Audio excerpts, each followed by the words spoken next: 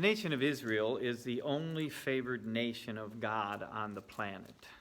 Every other nation is just a nation of Gentiles. America is no different than any other. It's always interesting to listen to people talk about how America is not in the end times prophecies. Well, neither is Mexico or Canada or anyone else over on this side of the world, because the entire end time prophecies only talk about the nations that are over there where Israel is. America is nothing more than another Gentile nation, and the only reason this country had favor at any time with God was because of the Christian church. Unfortunately, the Christian church no longer really has favor with God. I know that's a statement that's a little farther out there than I would like to go. I will back up a little bit, but the point is, we're not a blessing to the Lord anymore because we've replaced Him with every other god. We've replaced Him with money. We've replaced Him with politics and government. We replaced Him with everything. And yet God has said if His people will be what He has called them to be, He'll take care of the rest. But somewhere along the line, prideful arrogance has taken over people in the church to the point that they think they can change the direction of a nation. And you are changing the direction of the nation. You just happen to be the ones who are the reason the nation is getting worse.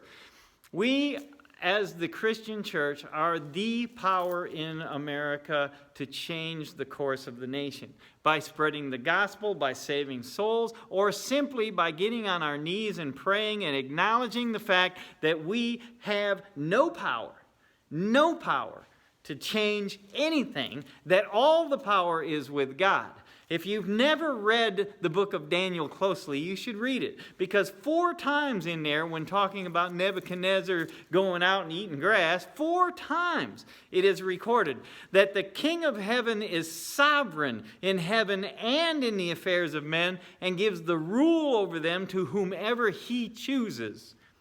God raises up nations and God tears nations down. God gives people wealth and God takes people wealth away. God chooses to not let other people gain wealth. Guess what? God is still in control, and if you're a Christian, you need to understand that. Because if you'll start looking around and saying, why is everything so terrible? It has to come back to the idea, if my people who are called by my name will humble themselves and pray and seek my face and turn from their wicked ways. What are your wicked ways? Your wicked ways are being so prideful that you actually think you can change the direction of something. Well, you can't.